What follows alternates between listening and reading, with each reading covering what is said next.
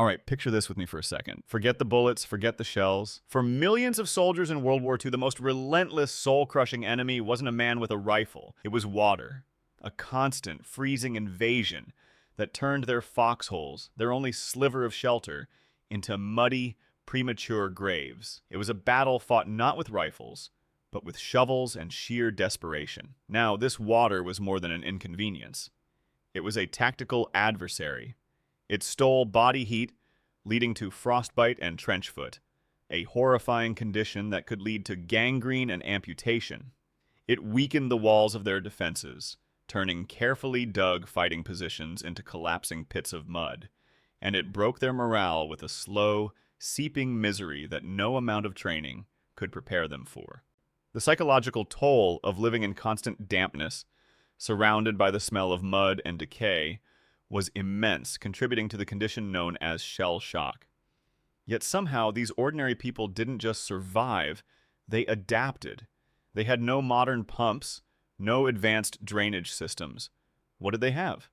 An entrenching tool, a helmet, and a playbook of dirt-cheap, incredibly clever tricks that transformed a mud pit into a defensible position. And here's the kicker. Turns out those same hacks still work in flooding and survival situations today. I'm going to walk you through the best of them, start to finish, because these aren't just historical curiosities. They are actionable strategies you can understand right now. So let's begin. Number 1, the sump pit. Let's kick things off with the absolute basics, because this first technique is the foundation for everything else. The principle here is so simple, it's almost genius. Water flows to the lowest point. If you can't get water out of your foxhole, you have to control where it goes inside it. A soldier would use his entrenching tool to dig a smaller, deeper hole inside the main foxhole, usually off to one side. This pit, the sump, would naturally collect all the seeping groundwater and rain, leaving the main floor, where he had to stand or sit, comparatively dry. It was a simple, elegant solution that required no extra materials, just a few more minutes of exhausting work after having already spent hours digging the main position. This small separation between a wet space and a dry space was a massive boost to morale and health.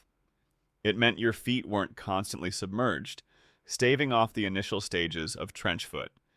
This technique was so common it was standard practice. In fact, it even had a grim secondary purpose. The sump was sometimes called a grenade sump.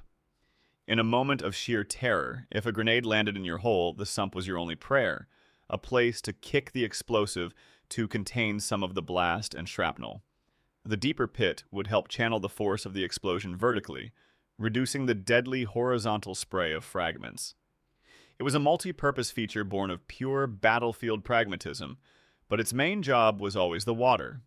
Digging, it wasn't just about comfort, it was a calculated act of survival, addressing two mortal threats at once. The physical act of creating this hole within a hole, in the dark, cramped, and muddy confines of a freshly dug fighting position, was a testament to the soldier's will to live. Every scoop of mud was a small victory against the creeping misery. In the modern day, this exact principle is used in basement sump pumps and French drains. It's the first rule of water management. Give the water a place to go that isn't where you want to be. Number 2, the raised duckboard floor. Okay, so what happens when the ground is completely saturated and your simple sump pit is overwhelmed? When the water has nowhere left to go, you have to elevate yourself above the problem. Soldiers did this by constructing a duckboard floor, a simple yet life-altering innovation. A duckboard is just a removable wooden platform that sits above the floor of the foxhole, keeping soldiers out of the mud and water. In the shattered forests of Europe, materials were everywhere. Soldiers would scavenge fallen branches, scrap lumber from destroyed buildings, or even break down empty ammunition crates. With no time or tools for fine carpentry, they'd lay 2 sturdy branches across the bottom of the foxhole to act as runners. Then they'd lay smaller sticks, split logs, or planks across these runners to create a slatted floor. This simple grading was the difference between standing in freezing mud and having a stable, relatively dry surface underfoot. The genius of the duckboard was twofold. First, it created a dry, stable platform to stand and sleep on, keeping a soldier's boots out of the water pooling underneath.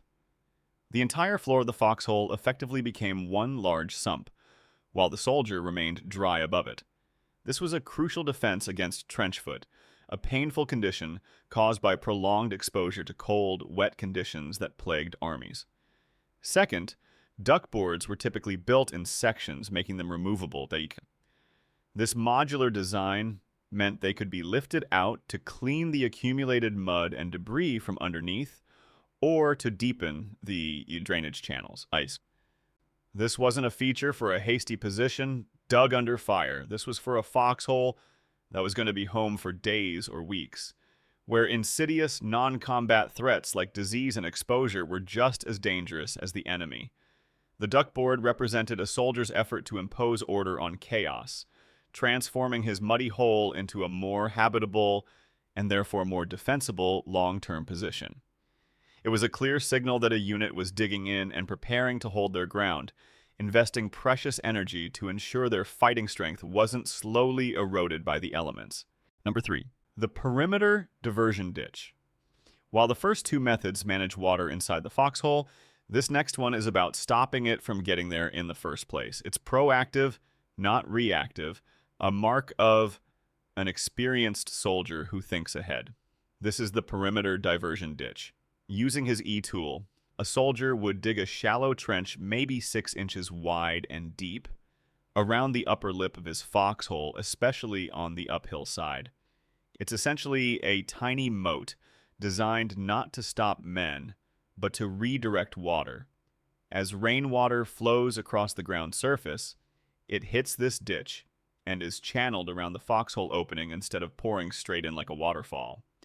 The key to its success was reading the terrain, however subtly, and ensuring the ends of the ditch were aimed downhill, giving the captured water a path of least resistance away from his position.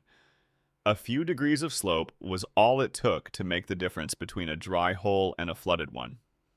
Think about that for a moment. This was often the very first step taken after digging the main hole, a quick and efficient measure that could dramatically reduce the amount of water he'd have to deal with later.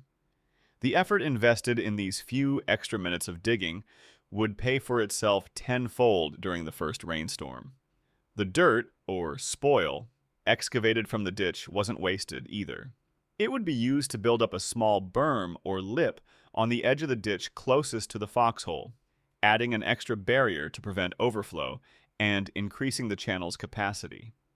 This simple combination of a ditch and a berm is a foundational principle of earthworks. It's the same concept we see in the design of road culverts, agricultural terraces, and the swales that modern landscapers use to protect a house's foundation from flooding. It's about understanding the physics of water and controlling its flow before it becomes an unmanageable problem. For the soldier, it was an act of foresight that separated a miserable experience from a survivable one. Number 4, timber and log bracing. Revetment. In loose, sandy, or muddy soil, a foxhole's greatest enemy isn't just the water that fills it, but the water that soaks into its walls. Saturated earth loses its structural integrity, and the walls of a foxhole could easily slump or collapse, especially during a heavy downpour or nearby artillery blast. A collapse would not only be dangerous, burying equipment and potentially trapping the soldier, but it would also instantly ruin any drainage system he'd painstakingly dug. The professional solution to this was revetment, reinforcing the walls with available materials. In the dense forest of the Ardennes, or the Hurtgen, soldiers would cut small trees and lay the logs horizontally against the earthen walls. These logs were then held firmly in place with sturdy stakes driven deep into the foxhole floor, creating a solid wooden retaining wall. This wasn't just about stability, it also dramatically improved drainage. Water seeping from the surrounding earth would hit the back of the logs, and instead of turning the interior walls into a mudslide, it would trickle straight down the hidden channel between the logs and the earth, feeding directly into the sump pit below. This method transformed a simple hole in the ground into a semi-permanent, fortified structure. A timber-braced foxhole represented a significant investment of time and energy, a clear sign that a unit was not just passing through, but was digging in for a long, hard fight. The labor involved was immense, felling trees with nothing but a small entrenching tool and an axe if lucky, trimming them to size and fitting them securely within a cramped space, all while trying to maintain noise discipline. Today, civil engineers use the exact same principle for large-scale erosion control and shoring up excavations, just with treated lumber, steel, or concrete instead of scavenged logs. For the soldier, however, this wasn't about abstract engineering. It was about ensuring his tiny piece of the world didn't collapse on him, creating a stable, defensible home where he could fight effectively without also having to fight the ground itself. What we've seen so far is this incredible pattern of ingenuity, turning the most basic elements into tools for survival. These aren't just historical curiosities, they are timeless lessons. If you find this blend of history and practical engineering as fascinating as we do, and want to see more forgotten skills brought back to life, take a moment to subscribe to the channel and hit that notification bell. Your support allows us to continue these deep dives into the lost knowledge that kept people alive in the most extreme conditions. Now, let's get back to the mud. Number 5. Spoil management and sod covering. Digging a hole is only half the battle. What you do with the dirt you remove, the spoil, is just as important for drainage, and critically, for concealment. A fresh pile of dark excavated earth ringing a foxhole is a giant, unnatural, shoot here sign for any enemy observer. The obvious solution was to scatter the dirt to make it less conspicuous. However, this created a new and frustrating problem. A heavy rain could wash all that loose, freshly disturbed soil right back down into the foxhole, clogging drainage systems and turning the floor into a mire.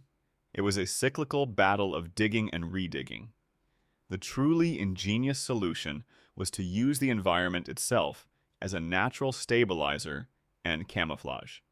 Before even starting to dig the main hole, a seasoned soldier would carefully cut out patches of intact sod from the area.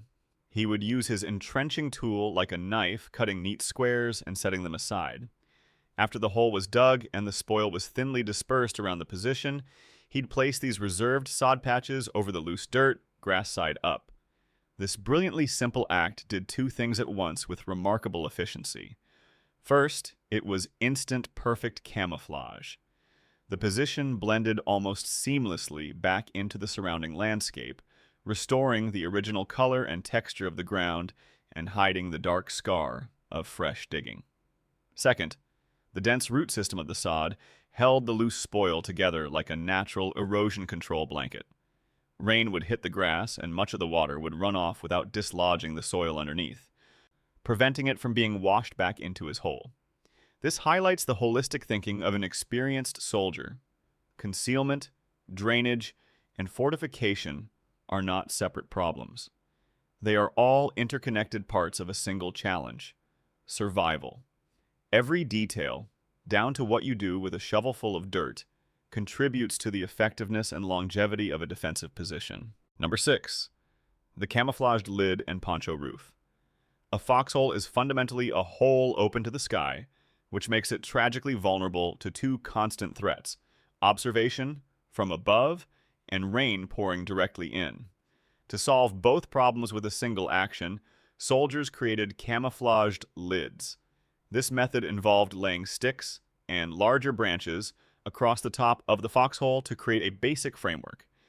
Into this framework, they would weave smaller branches, leaves, and clumps of grass, piling on loose dirt and debris from the immediate area to perfectly match the surroundings.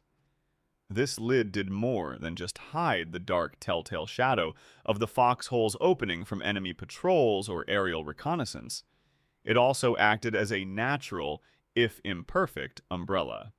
A light to moderate rain would be shed off to the sides, i.e., significantly reducing the amount of water that needed to be managed inside the hole. It was a delicate balance between providing enough cover to conceal and protect, while still leaving gaps to observe and fire through.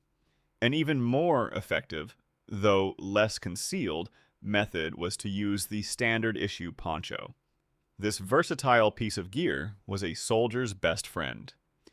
By tying the poncho's corners with rope or paracord to nearby trees, stakes, or even the handles of bayonets pushed into the ground, a soldier could create a taut, angled roof over his foxhole. The key was the angle. He'd ensure one side was significantly lower than the other to create a clear runoff path, preventing water from pooling and collapsing the roof. A particularly clever soldier would even position the low point of the poncho so that the runoff would drip into his helmet, providing a desperately needed source of clean drinking water in a landscape where water sources were often contaminated. The poncho was more visible than a natural lid, so its use represented a tactical trade-off: superior rain protection versus superior concealment. These exact poncho shelter configurations are still taught in military survival schools today, a direct legacy of the field craft perfected under fire. Number 7.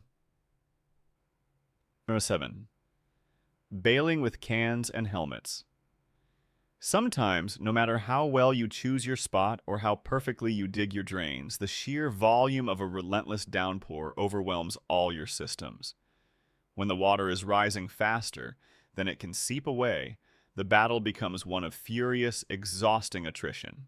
When that happens, bailing becomes a necessary life-or-death chore. But soldiers on the front lines didn't have the luxury of buckets. They had to improvise with what they carried.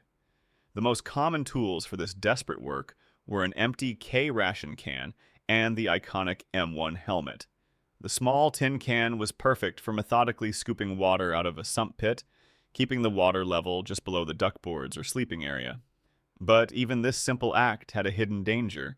A shiny tin can could glint in the moonlight or during a flare, instantly giving away a position to an enemy sniper. The field-savvy solution was to smear the outside of the can with a thick layer of mud to dull its surface, a tiny detail that could mean the difference between life and death.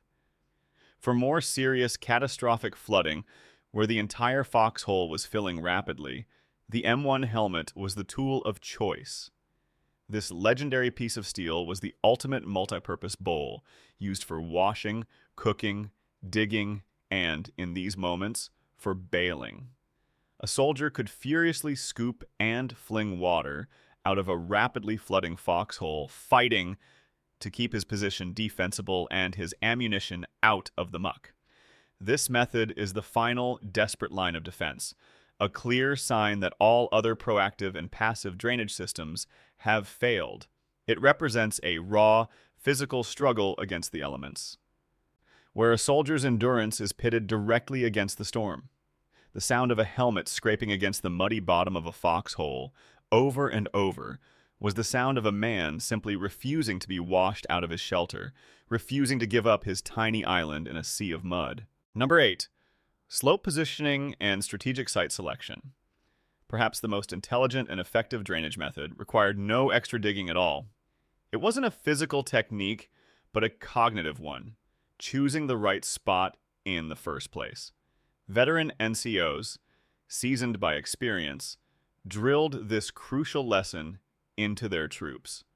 A well-chosen location, selected with a trained eye for the subtleties of the landscape, could do most of the drainage work for you, saving immense labor and preventing a world of misery later on. The number one rule was simple: use gravity as your ally, not your enemy. Whenever the tactical situation allowed, a soldier would dig his position on a slight slope or the side of a hill. This offered excellent natural drainage, as groundwater and surface runoff would tend to flow past the hole rather than into it.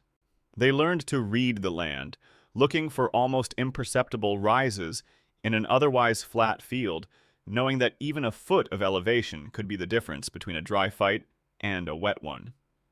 A tactically preferred location was often the military crest, a point just below the actual topographical summit of a hill. This position allowed soldiers to observe and fire upon the slope below without silhouetting themselves against the sky, a fatal mistake. Conveniently, this position also offered superior drainage compared to the flat summit or the low ground. Of course, the tactical situation always came first. The company commander's orders might dictate that a machine gun must be placed in a swampy hollow to cover a specific avenue of approach. It was in those unavoidable, terrible locations, the low points, the depressions, the waterlogged fields, that all the other methods on this list became absolutely critical for survival. But the principle of strategic site selection demonstrates the highest form of fieldcraft, the ability to think before you dig, to see the unseen forces of terrain and water, and to make the environment work for you. It's a chess match with nature, and the best soldiers knew how to win. Number 9. Sandbag, reinforcement, and waterproofing. When soldiers had the time, resources, and strategic need to hold a position for an extended period, they could upgrade their simple foxhole into a formidable miniature fortress with the help of sandbags. While we often associate them with large bunkers and sprawling trench systems, they were just as invaluable for individual fighting positions. The process was brutally labor-intensive, filling dozens of burlap sacks with dirt and clay, one shovelful at a time, and then hauling the heavy bags into position. But the payoff was enormous. Stacked against the interior walls of the foxhole, sandbags provided a robust, water-resistant revetment that stopped saturated mud from collapsing inward. They were far more durable than simple timber bracing. Soldiers also built up a parapet, a low protective wall around the opening of the foxhole. This wall served as a crucial splash barrier against rain, but more importantly, it absorbed the blast and shrapnel from artillery and mortar shells, which was the primary cause of casualties in the war. For an extra layer of waterproofing, a soldier might lay his poncho over the top course of the sandbag wall before adding the final layer, creating an overlapping seal that was highly effective at preventing water from seeping through the gaps. The combination of an excavated hole, reinforced walls, and a raised parapet created a multi-layered defense. A position fortified with sandbags was a clear statement. It indicated a strong point that was meant to be held at all costs. Today, the sandbag remains a primary and unchanged method of emergency flood control used by both military and civilian agencies around the world. It is a direct and enduring legacy of military field engineering, a testament to the simple, effective power of combining earth and fabric to hold back both floodwaters and enemy fire. Its effectiveness in World War II solidified its role as one of the most fundamental tools of defense. So there you have it, 9 methods from the dead simple to the surprisingly complex, all designed to fight back against the water. These techniques are more than just a list. They represent a mindset of resilience, resourcefulness, and ingenuity under the most extreme pressure imaginable. The men who perfected these methods weren't trained engineers. They were ordinary people who learned hydrology not in a classroom, but in a freezing, muddy hole with their lives on the line. They understood that defense isn't about expensive technology. It's about layering simple, effective barriers. The threats change, from bombs and invaders to floods and storms, but the fundamental physics and psychology of survival don't. And what's most fascinating is how this knowledge endures, used today by soldiers, survivalists, and homeowners. It's a legacy of forgotten brilliance, reminding us that sometimes the most effective solutions come from a deep understanding of the problem and the unyielding will to survive.